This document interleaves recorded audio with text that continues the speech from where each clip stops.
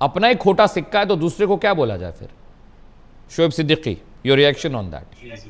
जी जी, देखिए अमित भाई, ऐसा है, हाँ।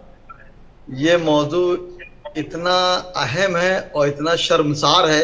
हाँ। अगर मैंने आपको यस ना किया होता तो शायद जिंदगी की पहली डिबेट होती जिसे मैं इनकार कर चुका होता। क्योंकि मैं लाइव डिबेट में बैठा हूँ, करोड़ों लोग मुझे देख रहे हैं, मैं किस तरह बातें करूं। मेरी बेटी भी फातिमा जहरा है, मेरी वालदा भी है, मेरी बीवी भी है जी। आप बताइए अमित भाई, हिंदुस्तान दुनिया का पहला और आखिरी मुल्क है जहां महिलाओं को देवी का दर्जा दिया गया है।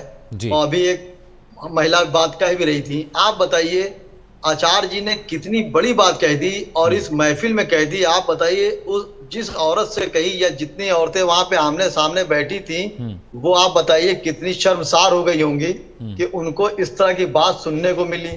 अब आप बताइए, ये हमेशा से बराबर ये ऐसे मामले करते रहते थे, ऐसा नहीं कि पहला वाकया था, कई बार इन्होंने ऐसा वाकया किया और उसके बाद मादरत कर ली। आप बताइए, गलती एक बार होती है, दोबारा नहीं होती है। अभी आप बताइए, जहांगीर बाबा जैसे लोगों पे डिबेट हुई, मैंने खुलकर बात करी।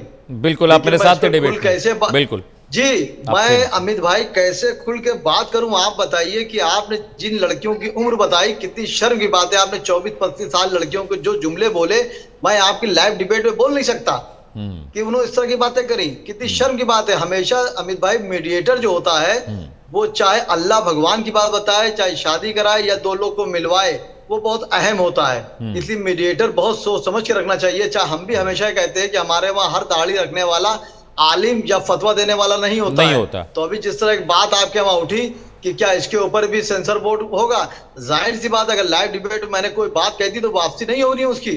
और फिर आपने, हिंदुस्तान में महिलाओं का दर्जा बहुत बुलंद है। आप बताइए, सबसे बड़ा नाम अगर आपके वहां है जो मुझे लगता है वो सीता माँ का है जी। कितना बड़ा नाम है। और मुसलमानों में फातिमा जहरा नाम है। आपने किस तरह ऐसी बात कह दी, उसके बाद आप आगे कह रहे हैं कि मैंने कुछ लड़कियां कही थी, आपने कुछ काट दिया। और हम कह रहे कुछ मान भी अगर अमित भाई लिए तो कितनी शर्म की बात है। वो भी किसी की औलाद होंगी, उनकी भी कोई माँ होगी, उनकी भी कोई बहन होगी। अब शादी की नहीं की वो तो नहीं बता सकता मैं, उनकी बहनें भी होंगी वगैरह वगैरह। वो कैसे आंख मिला रहे होंगे। हम लोग अक्सर बाजार में निकलते हैं, कोर्ट से लौटते हैं, कहीं से लौटते हैं, अगर कोई ऐसी निगाह पड़ जाती है, कोई नजर होती है, तो घर में आके अपनी माँ बहनों से नजर नहीं मिला पाते हैं। आपने कितनी बड़ी बात कही थी। मेरी गुजारिश रहेगी यहाँ पर मुख्यमंत्री के अलावा मुल्क के वजीर आजम नरेंद्र मोदी जी से भी कि इसको आप बहुत संज्ञान से लीजिए। क्योंकि हम महिलाओं को, हर इंसान, आप देखिए सर क्या होता है, मैं अमित भाई बहुत बारीकी, आप भी है, माँ है, बहन सब आपकी होंगी बेटियां। अगर हम लोग घर में दाखिल होते हैं और किसी भाई से, किसी से मालूम पड़ जाता बहन से कि वालदा कहीं अगल बगल कहीं किसी से मिलने गई है, तो घर लगता अधूरा सा है बिल्कुल जी। आप औरों को ये दर्जा दिया गया है। आपने कितनी बड़ी बात कह दी। अभी ये कहिए कि कोई मामला किसी और बरादरी से नहीं था, वरना आप ही चढ़ बैठ के बात करने लगते हैं आचार्य जी हमारे। तो मेरी गुजारिश रहेगी आपके चैनल द्वारा कि इनको संज्ञान में लिया जाए, जरूर संज्ञान में लिया जाए। और कम से कम इस तरह की बातें दोबारा मंजर आम पे ना आना चाहिए। क्योंकि ये मुल्क गंगा जमनी की तहजीब है। गंगा जमनी की तहजीब में कहीं ना कहीं हिंदुस्तान में औरत का मर्तबा बहुत बुलंद है, हर मजहब में बुलंद है। आप बताइए, पार्वती का मर्तबा कितना बड़ा, बताइए आप सीता जी का मर्तबा कितना बड़ा है।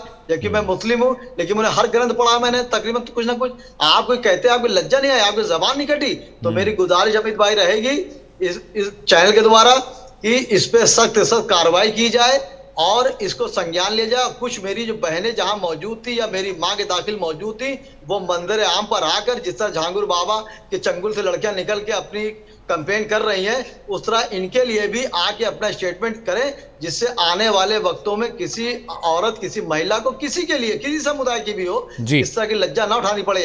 आप बताइए, लड़कियों पर क्या गुजर रही होगी, उन औरतों पर क्या गुजर रही होगी। मेरी माँ भी सामने बैठी उम्र की दाखिल है। आप बताइए किस तरह बेचारी बोल रही होंगी। मुझे शर्म आ रही है, यकीन जानिए कि अगर मुझे पूरा वाकया मालूम होता तो शायद मैं बैठ ना पाता। मैं कैसे बोलूं।